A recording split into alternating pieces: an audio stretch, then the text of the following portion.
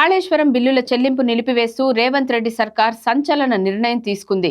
కాళేశ్వరం మొదటి లింకులోని 3 బ్యారేజీల బిల్లుల చెల్లింపులను పెండింగ్లో ఉంచాలని అధికారులకు ప్రభుత్వం ఆదేశాలు జారీ చేసింది.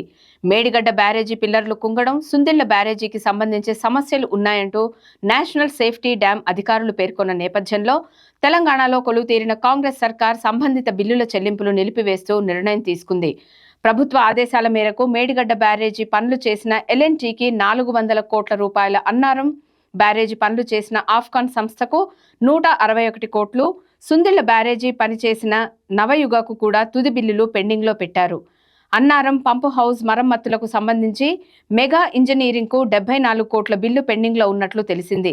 పునరుద్ధరణ పనులపై తుది నిర్ణయం తర్వాతే 3 బ్యారేజీలకు సంబంధించిన బిల్లులపై ప్రభుత్వం నిర్ణయం తీసుకోనున్నట్లు విశ్వసనీయ సమాచారం.